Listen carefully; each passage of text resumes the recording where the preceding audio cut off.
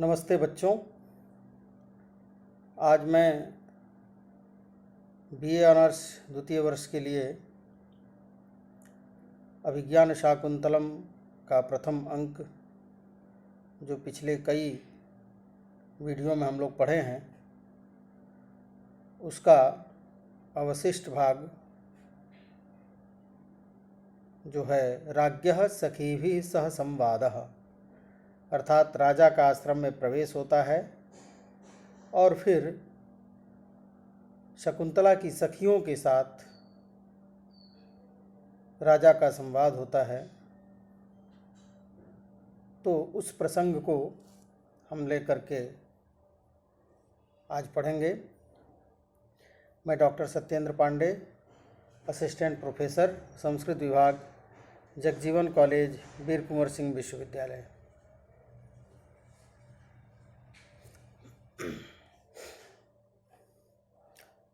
राजा प्रवेश करता है और शकुंतला मधुकरों से, भंवरे से परेशान होकर के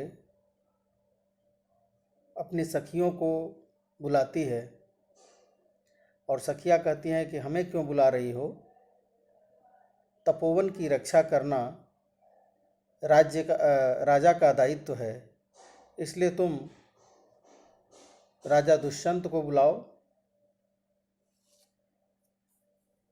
इस तरह का हास परिहास चलता रहता है। तो छिपा हुआ राजा सोचता है कि यह सही समय है और फिर वो प्रवेश करता है। कहता है, कह पौरवे वसुमतिम शासति शासितरी दुर्विनीतानाम अयमाचरत्य विनयम मुग्धासु तपस्वी कन्यकासु। करा दुर्विनीतानाम शासितरी, अर्थात दुर्विनीत जो दुष्ट लोग हैं, वैसे लोगों के शास्ता अर्थात नियामक, जो पौरव हैं अर्थात पूर्ववंशी राजा के, वसुमतिम शासति पृथ्वी पर शासन करते हुए दुर्विनीतों को संयमित करने वाले पूर्ववंशी राजाओं के इस पृथ्वी पर शासन करते हुए कौन है, कह अयम, कौन है यह, जो मुग्धासु तपस्वी कन्यकासु, ये भोली भाली जो तपस्वी कन्याएं हैं, उनके साथ यह अविनयम आचरति, यह अविनय का व्यवहार कर रहा है। कौन यह दुर्विनीत है जो मुग्ध तपस्वी कन्याओं के साथ, भोली भाली तपस्वी कन्याओं के साथ अभिनय का व्यवहार कर रहा है। अब यहाँ पर मुग्धासु कहने को तो भोली भाली सामान्य अर्थ है, लेकिन मुग्धा एक नायिका विशेष भी है। नायिका के 3 प्रकार बतलाए गए हैं, मुग्धा, मध्या और प्रगल्भा। तो मुग्धा जो नायिका होती है, उसके संदर्भ में आता है कि मुग्धा नववयः, नव अभी नई नई युवावस्था में जो प्रवेश करती है, और रतौ वामा, और काम क्रीड़ा से जो विमुख होती है, और मृदु क्रुधि, और जो क्रोध में मृदु है अर्थात कम क्रोध करती है, या क्रोध करती भी है तो जल्दी जो मान जाती हो, ऐसी नायिका को मुग्धा नायिका कहते हैं। तो कह रहा है मुग्धासु तपस्वी कन्यकासु, अर्थात जो ये मुग्धा तपस्वी की कन्याएं हैं, उनके साथ यह कौन दुर्विनीत है जो इस तरह का आचरण कर रहा है। सर्वा राजानं दृष्ट्वा किंचिदिव संभ्रांताः सर्वाह अर्थात जो सभी सखियां थी, दोनों सखियां और शकुंतला भी है साथ में।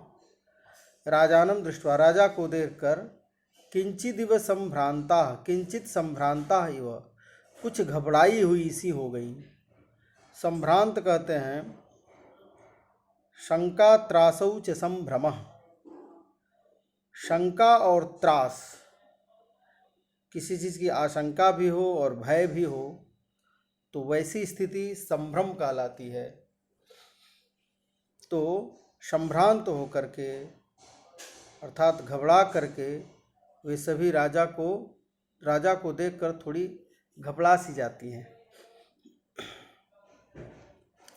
फिर सख्यौ दोनों सखियां बोल पड़ती है, आर्य न खलु किमपि अत्याहितम।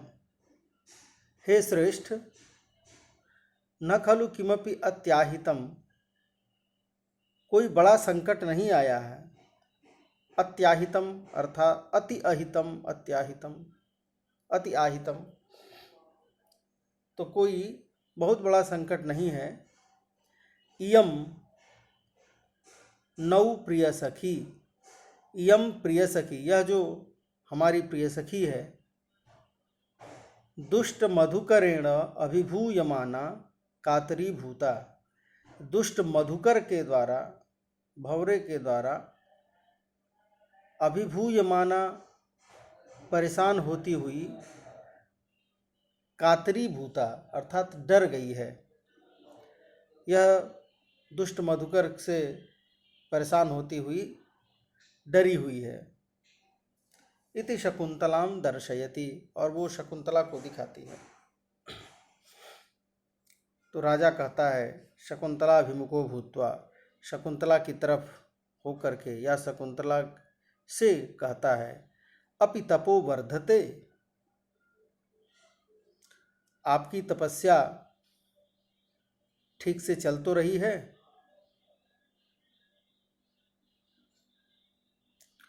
तो शकुंतला साध्वसा वनतमुखी तिष्ठति। अब साध्वस शब्द आया है। साध्वस का अर्थ होता है भय से मिश्रित जो लज्जा होती है। भय भी हो और लज्जा भी हो तो वो स्थिति साध्वस कहलाती है। तो साध्वसा वनतमुखी, भय मिश्रित लज्जा से अवनतमुखी अर्थात अपने चेहरे को नीचे झुका करके तिष्ठति रहती है। अनसूया, अनसूया कहती है इदानीम अतिथि विशेष लाभेन,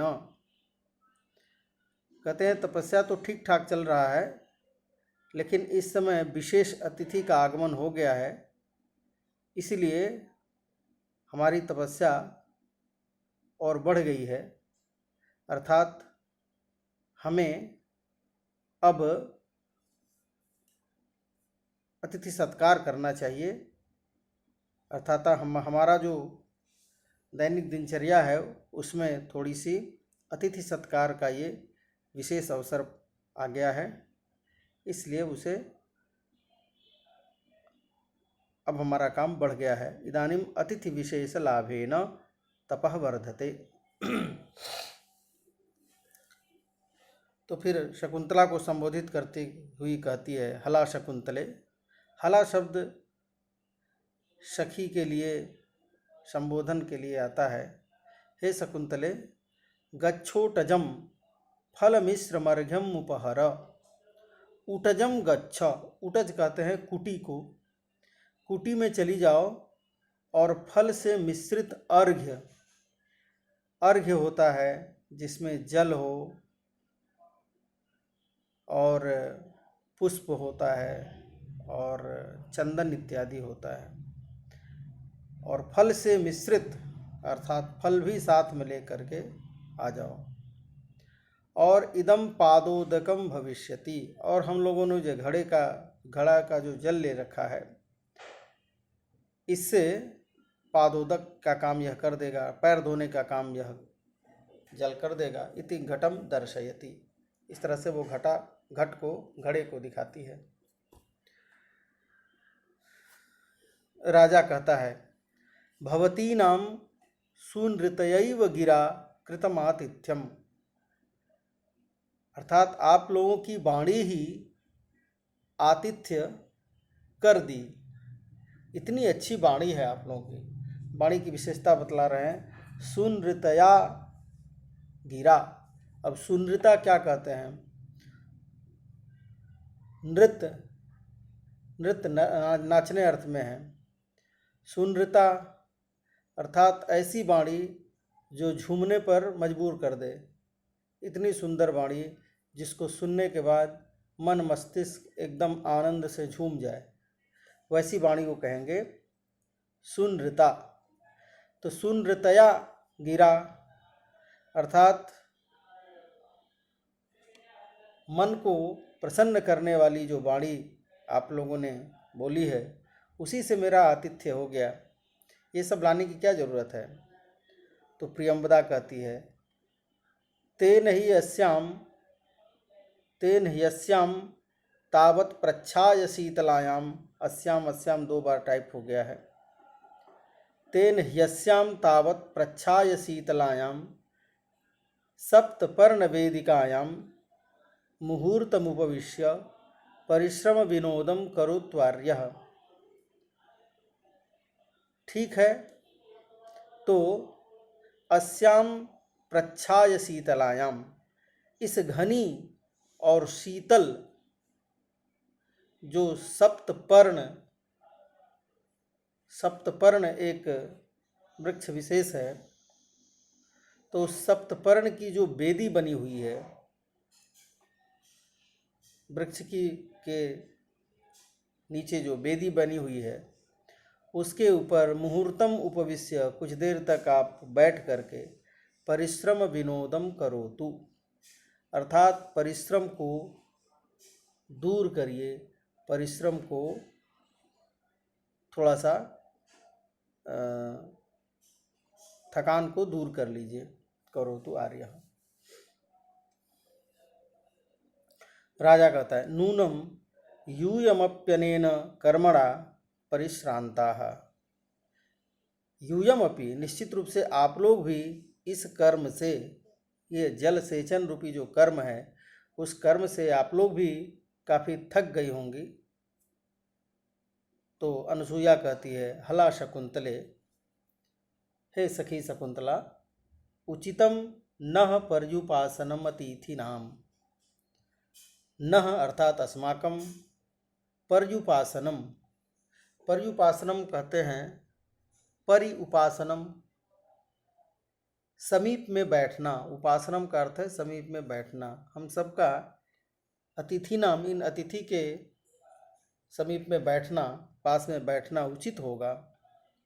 तदेहि अत्रोपविशामः, तो आओ हम लोग भी इनके साथ यहाँ बैठते हैं। इति सर्वा उपविशन्ति, और इस तरह से वो सभी सखियाँ भी बैठ जाती हैं। शकुंतला आत्मगतम, शकुंतला मन ही मन सोचती है।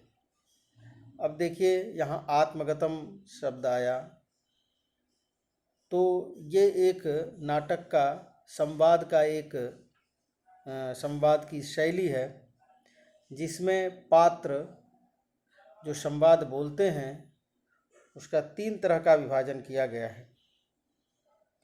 वो है, एक होता है सर्वश्राव्य, एक होता है अश्राव्य, और एक होता है नियत श्राव्य। संवाद 3 तरह का होता है। मंच पर बोला जाने वाला जो संवाद है वो 3 तरह का होता है। एक होता है सर्वश्राव्य, जो सबको सुनाई दे, सबको सुनाई देने के लिए जो बोला जाए, इसलिए वैसे संवाद को प्रकाश शब्द से कहा जाता है। प्रकाशम, आगे आएगा प्रकाशम। एक होता है कि अश्राव्य, किसी को सुनाई न दे, लेकिन मंच पर तो मंच के पात्रों को सुनाई न दे, लेकिन जो दर्शक दीर्घा है उसे तो सुनाई देगा, तभी समझ में आएगा कि वो कह क्या रही है, क्या सोच रही है मन में। तो दर्शकों के लिए श्राव्य है, लेकिन जो पात्र हैं, मंचन करने वाले जो पात्र हैं, जो अभिनय करने वाले पात्र हैं, उनके लिए जो श्रवणीय नहीं है, ऐसे संवाद को हम कहते हैं अश्राव्य। और उसी का दूसरा रूप है स्वगतम, उसको स्वगत शब्द से कहते हैं। तो स्वगत कहिए या आत्मगतम कहिए, दोनों बात एक ही है। और एक होता है नियत श्राव्य। नियत श्राव्य से तात्पर्य है किसी निश्चित पात्र को ही जब अपनी बात कहनी होती है, पात्र वहाँ पर कई होते हैं मंच पर, लेकिन किसी एक निश्चित पात्र को हमें कहना है अगर, तो कैसे कहेंगे? तो उसके दो तरीके होते हैं, एक जनांतिकम शब्द से कहा जाता है और एक अपवारितम शब्द से कहा जाता है। तो जब जनांतिकम का प्रसंग आएगा तो उसे मैं बताऊंगा, अपवारितम का भी प्रसंग आएगा तो आगे चर्चा की जाएगी। तो आत्मगतम अर्थात वह वहाँ उपस्थित लोगों के लिए ये संवाद नहीं है, सिर्फ दर्शकों के लिए संवाद है। मन ही मन सोच रही है, किम नु खल्विमं जनम प्रेक्ष्य तपोवन विरोधिनो विकारस्य गमनीयास्मि संवृत्ता। यह कैसे, किम नु, नु शब्द प्रश्नवाचक अर्थ में आता है। किम नु खलु, अरे यह कैसे, इमम जनम प्रेक्ष्य, इस व्यक्ति को देख करके, इनको देख करके, तपोवन विरोधिनो विकारस्य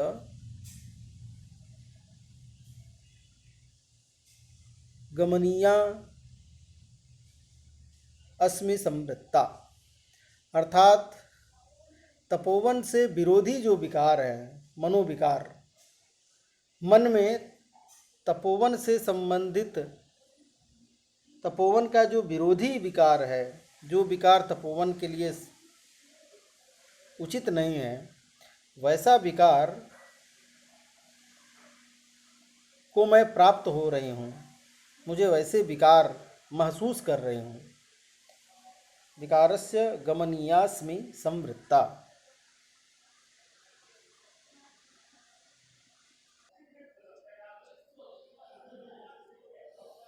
तो राजा सर्वा विलोक्य, सभी सखियों को देख करके कहता है, अहो समवयो रूप रमणीयम भवतीनाम सौहार्दम। आप लोगों की समान अवस्थाएं, समान रूप और मैत्री अर्थात आप लोगों की सौहार्द, आप लोगों के आपसी सौहार्द को देख करके बड़ा अच्छा लग रहा है। अहो आश्चर्य और प्रसन्नता अर्थ में भी है।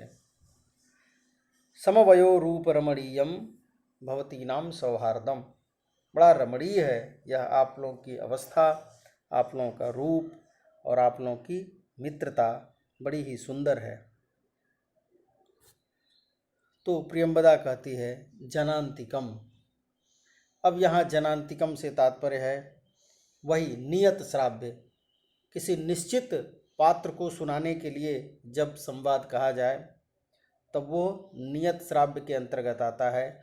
और उसको दो भेद हैं, एक है जनांतिकम, एक है अपवारितम। तो जनांतिकम से तात्पर्य ये है कि त्रिपताक करेणान्यान अपवार्यांतरा कथा अन्योन्यामंत्रणम यत्स्यात् जानन्ति तज्जनांतिकम। कहते हैं त्रिपताक, तीन अंगुलियों को, अर्थात तर्जनी, मध्यमा और अनामिका, इन तीन अंगुलियों को ऊपर की ओर करके और अंगुष्ठ और तर्जनी अंगुली को मिला करके, तीनों अंगुली, दोनों अंगुली को ऐसे मिलाएंगे और तीन अंगुली को ऊपर करेंगे।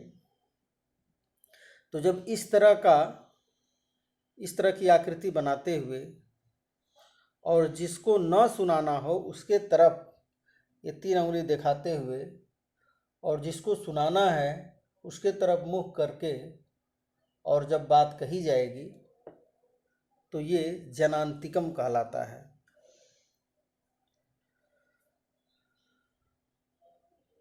तो भले ही वो पात्र सुन रहा हो, फिर भी वहाँ पर ये माना जाता है कि वह सुन नहीं रहा है या वह न सुनने जैसा व्यवहार करता है।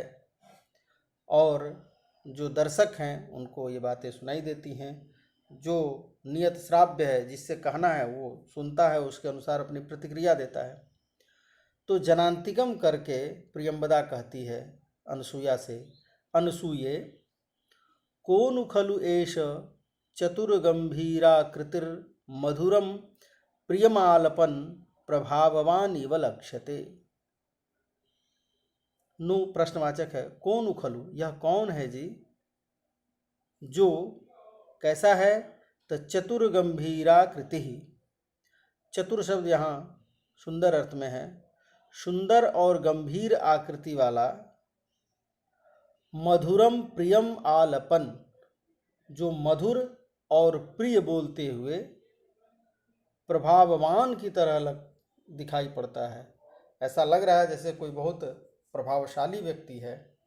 आकृति भी सुंदर है और गंभीर वाणी आकृति है, और हम लोग के एकदम मधुर लगने वाली, प्रिय लगने वाली बातें बोल रहा है। कौन है यह? तो अनसूया कहती है, सखी ममाप्यस्ति कौतूहलम, हे सखी मुझे भी तो यही कौतूहल है, मेरी भी तो यही जिज्ञासा है, आश्चर्य हो रहा है।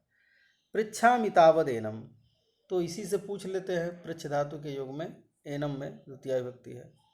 पृच्छामि तावदेनम प्रकाशम, अब यहाँ ये दोनों का जनांतिक संवाद हो रहा था, अब प्रकाशम वाला संवाद है ताकि राजा को भी सुनाई दे।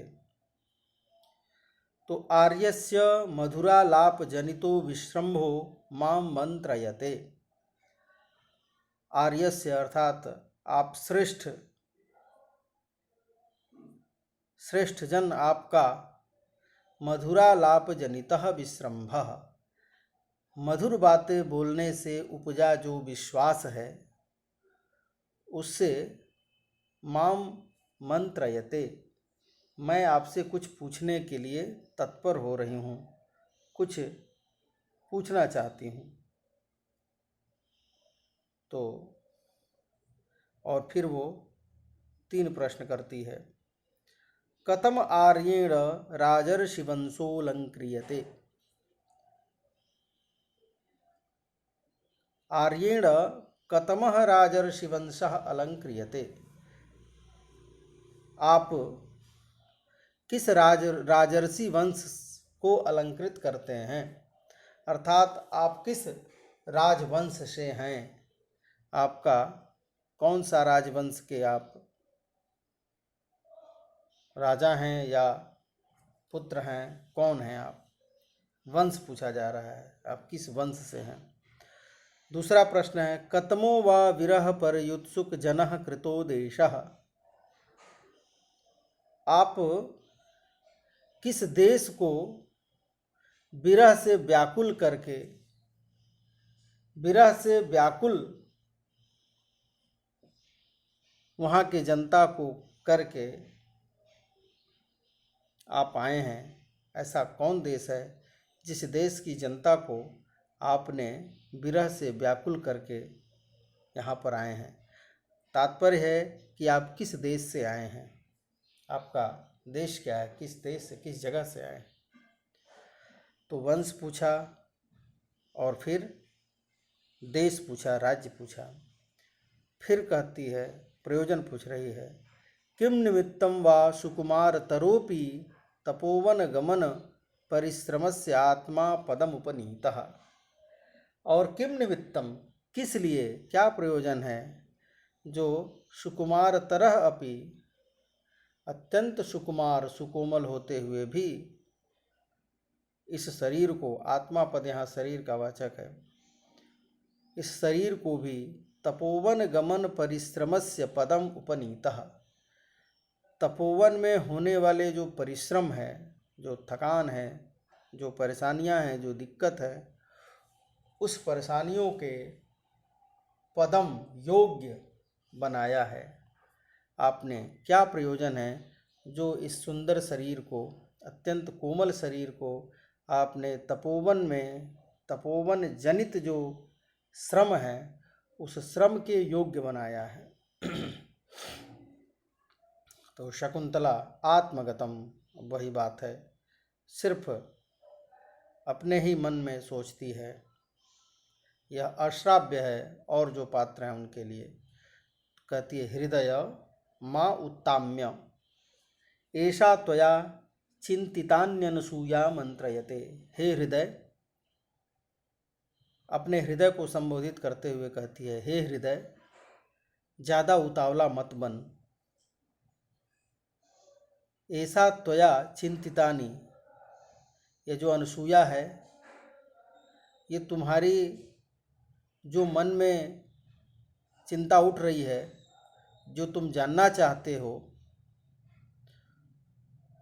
उसी के अनुरूप यह अनसूया प्रश्न पूछ रही है इस व्यक्ति से, इस आदमी से। इसलिए ज़्यादा उतावला मत हो, हृदय को संबोधित करते हुए शकुंतला कहती है।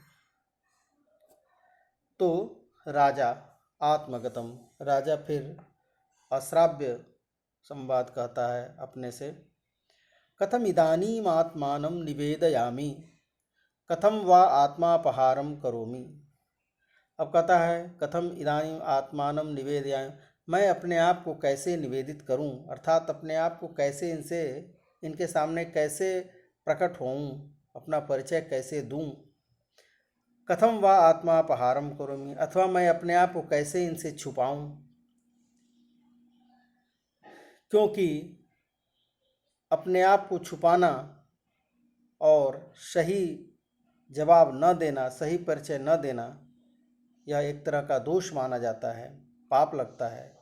इसलिए राजा विचार करता है, भवतु एवं तावद एनाम वक्षे, भवतु, ठीक है, यदि ऐसी बात है तो ताव एनाम वक्षे, तो इनको ऐसा मैं कह देता हूँ।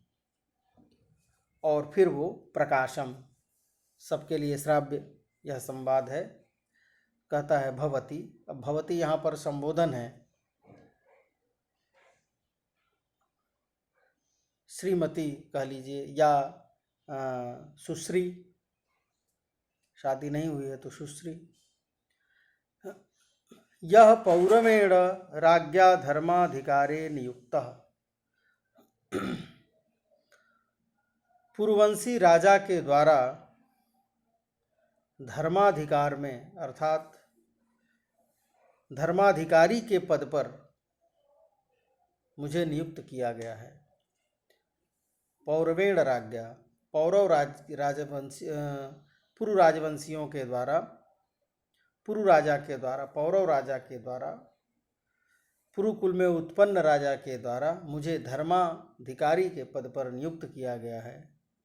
इसलिए सोहम, वह मैं, आश्रमीणाम अविघ्न क्रियोपलम्भाय, आश्रम में रहने वाले जो तपस्वी लोग हैं उनकी अविघ्न क्रिया, अर्थात उनकी क्रिया निर्विघ्नतया चल रही है कि नहीं, इसको जानने के लिए धर्मारण्यम इदम धर्मारण्यम, इस धर्मारण्य में, इस तपोवन में, तपोभूमि में मैं आया हूँ।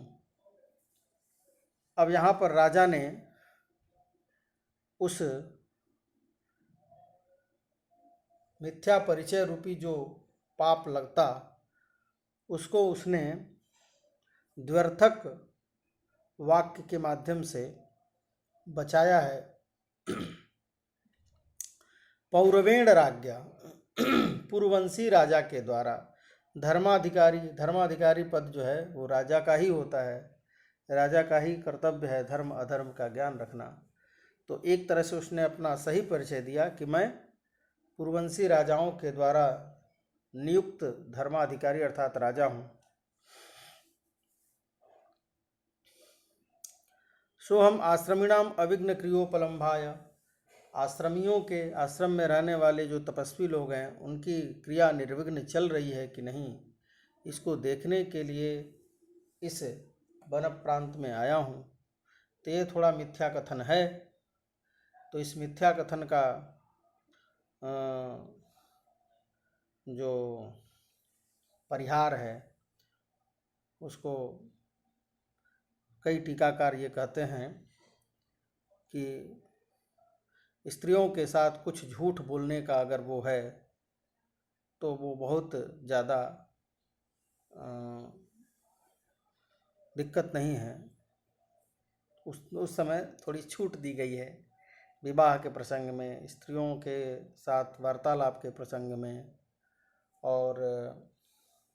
और कई सारे जो है प्रसंग हैं जिसमें झूठ थोड़ा बहुत चल सकता है। तो अनुसूया कहती है सनाथा इदानीम धर्मचारिणः, अर्थात धर्मचारिणः धर्माचरण करने वाले लोग, इदानीम सनाथा अर्थात इस समय धन्य हो गए, इस समय स्वामी से युक्त हो गए। शकुंतला श्रृंगार लज्जाम रूपयति, शकुंतला लज्जा का अभिनय करती है, लजाती हुई, और श्रृंगार लज्जाम श्रृंगारिक लज्जा को अभिनय करती है। तो सख्यौ सखियाँ उभयोराकारम विदित्वा जनांतिकम, राजा का प्लस ये शकुंतला का दोनों की आकृति, श्रृंगार जनित आकृति, श्रृंगार जनित जो लज्जा है उस लज्जा के भाव को देख करके विदित्वा जनांतिकम एक दूसरे से ही कहती हैं या अपने में ही कहती हैं। हला शकुंतले, सखी शकुंतला, यद्यत्राद्य यदि अत्र अद्य, यदि आज यहाँ तातः सन्निहितो भवेत्, तातः अर्थात कर्ण पिता, पिता कर्ण यहाँ उपस्थित होते, तो शकुंतला कहती है ततः किम भवेत्, तो क्या होता।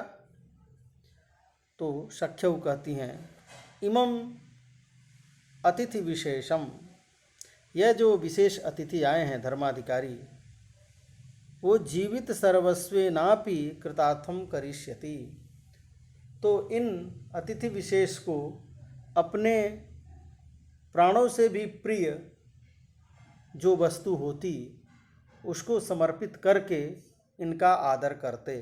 यदि तात कर्ण होते तो जीवित सर्वस्वे नापि, अर्थात जो अत्यंत उनके लिए महत्वपूर्ण वस्तु है उस वस्तु को प्रदान करके, दे करके और इनका आदर करते। तो शकुंतला कहती है युवाम अपेतम, हटो तुम लोग, किमपि हृदय कृत्वा मंत्र ये थे, कुछ मन ही मन तुम लोग बात रख करके और इस तरह की बातें कर रही हो। न युवयोर वचनम श्रोष्यामि, मैं तुम लोग की बात नहीं सुनूंगी।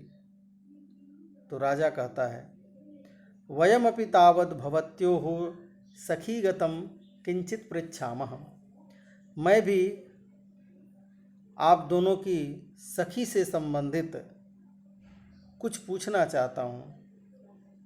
तो सखियाँ कहती हैं आर्य अनुग्रह इव इयम अभ्यर्थना, हे श्रेष्ठ, यह जो अभ्यर्थना है, यह जो याचना है, यह तो अनुग्रह इव ही है, अर्थात हमारे ऊपर आप कृपा कर रहे हैं ऐसा पूछ करके। आपकी अभ्यर्थना, आपकी मांग, ये कृपा ही है, कृपा की तरह है।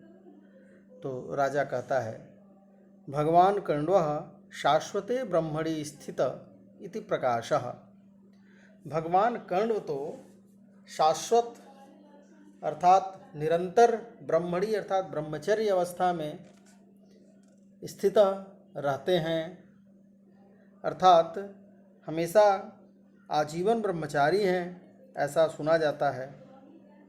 क्योंकि ब्रह्मचारी, दो तरह के ब्रह्मचारियों का वर्णन आता है। एक ब्रह्मचारी होते हैं जो नैष्ठिक होते हैं और आजीवन ब्रह्मचारी रहते हैं, और एक होते हैं जो उपकुर्माण ब्रह्मचारी होते हैं, जो विद्याध्ययन पर्यंत अर्थात ब्रह्मचर्य आश्रम पर्यंत ब्रह्मचर्य का धारण करते हैं, उसके बाद गृहस्थाश्रम में प्रवेश करते हैं। तो वैसे जो ब्रह्मचारी होते हैं उनको उपकुर्वाण कहते हैं, और जो ब्रह्मचर्य से लेकर और जीवन पर्यंत मरणांतक जो ब्रह्मचर्य व्रत धारण करता है उसे नैष्ठिक ब्रह्मचारी कहते हैं। तो एक श्लोक आता है, ब्रह्मचार्यम ब्रह्मचार्युपकर्माणो नैष्ठिको ब्रह्म तत्परः योधीत्य विधिवद वेदान गृहस्थाश्रममाव्रजेत उपकुर्वाणको ज्ञेयो नैष्ठिको मरणांतकम। तो यो विधिवत वेदान अधीत्य, जो विधिपूर्वक वेदों को पढ़ करके और गृहस्थाश्रम में प्रवेश करता है, वैसे ब्रह्मचारी को उपकुर्वाण को ज्ञेय, ये उपकुर्वाणक होता है। और जो नैष्ठिक होता है वो मरणांतकम, मरण पर्यंत ब्रह्मचर्य धारण करता है, इसलिए वो नैष्ठिक है। तो राजा का यहाँ जो प्रश्न है कि कर्ण तो शाश्वते ब्रह्मणि स्थितः, अर्थात शाश्वत मतलब निरंतर ब्रह्मचर्य से लेकर के और संन्यास आश्रम तक ब्रह्मणि स्थित अर्थात ब्रह्मचर्य अवस्था में ही रहते हैं। इति प्रकाश, ऐसा सर्वजन विदित है, ऐसी प्रसिद्धि है। इयंच वह सखी तदात्मजेति कथम एतत्, लेकिन यह आप लोगों की जो सखी है तदात्मजा, उनकी आत्मजा, आत्मजा अर्थात पुत्री है, यह कैसे संभव है? जब वो नैष्ठिक ब्रह्मचारी हैं, आजीवन ब्रह्मचर्य का व्रत धारण कर रखा है, तो फिर उनकी ये पुत्री कैसे संभव है? उनकी पुत्री आत्मजा कैसे संभव है? तो अनसूया कहती है, शृणोत्वार्यः, हे श्रेष्ठ सुनिए, अस्ति कोपि कौशिक इति गोत्रनामधेयो महाप्रभावो राजर्षि। कौशिक नाम के, कौशिक इस गोत्र नाम के महाप्रभावशाली राजर्षि थे। तो राजा कहते हैं, अस्ति श्रूयते, हाँ सुना तो जाता है, सुनाई ऐसा पड़ता है कि कौशिक नाम के कोई राजर्षि हैं।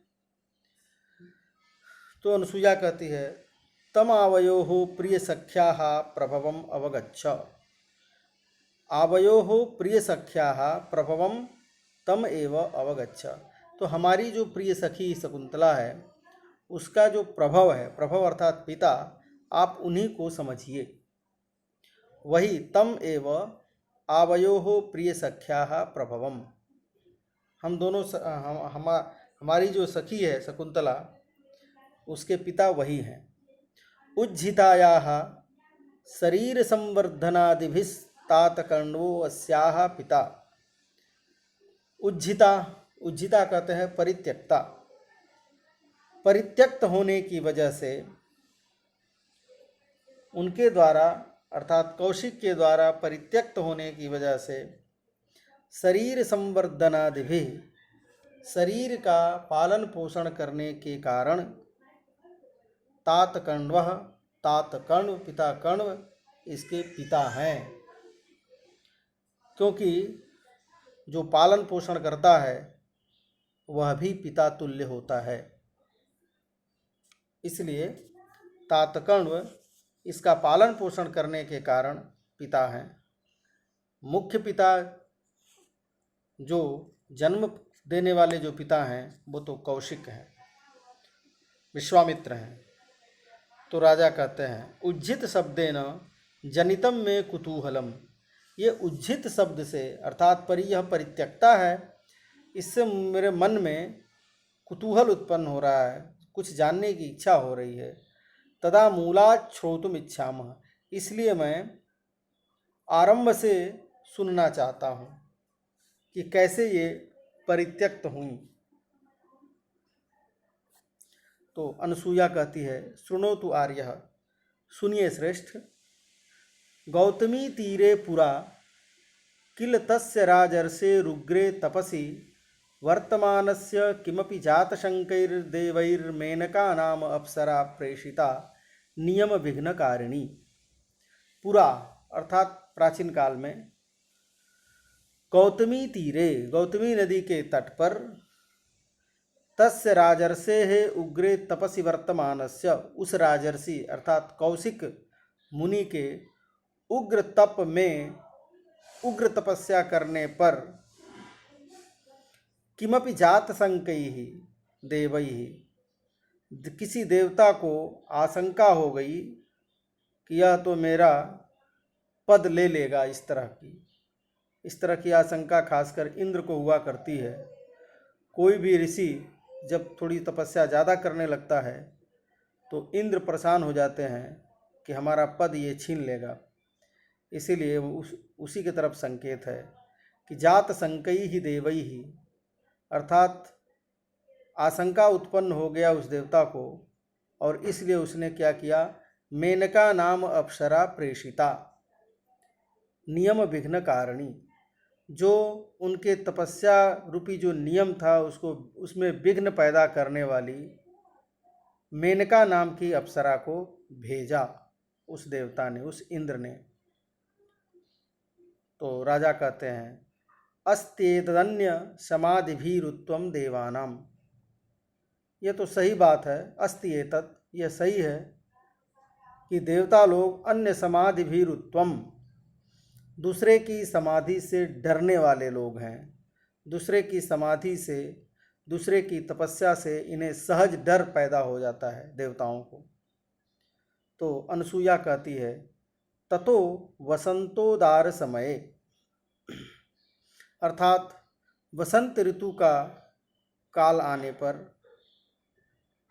तस्याह उन्मादयित्री, उस मेनका की उन्माद पैदा करने वाली रूप को देख करके, और इतना कहती है उन्मादयित्री रूपम प्रेक्ष्य, अर्थात उन्माद पैदा करने वाले रूप को देख करके, और इत्यर्धोक्ते लज्जया विरमति, ऐसा आधा ही बोलती है, पूरा वाक्य पूरा नहीं कर पाती है और लज्जा से रुक जाती है। तो राजा कहता है परस्ताज ज्ञायत एव, उसके बाद तो प्रसिद्ध ही है, सर्वथा अप्सरः संभवैषा, निश्चित रूप से ऐसा अप्सरः संभवा, यह अप्सरा से ही उत्पन्न जान पड़ती हैं। तो अनसुया कहती है अथ किम, और क्या, तो या कैसे, तो राजा कहते हैं उपपद्यते, ऐसा होता है। और मानसीषु कथम वा स्यादस्य रूपस्य संभवः, न प्रभातरलम ज्योति रुदेति वसुधातलात्, कहते हैं कि अस्य रूपस्य संभवः मानुषीषु कथम वा स्यात्, सामान्य मनुष्यों में या सामान्य मनुष्य स्त्रियों में इस तरह का रूप संभव कैसे बन पाएगा, इस तरह का रूप सामान्य स्त्रियों में होना असंभव है। क्यों, कहते हैं कि प्रभातरलम ज्योति, प्रभातरलम ज्योति अर्थात प्रभातरल अर्थात सूर्य की जो किरणें आती हैं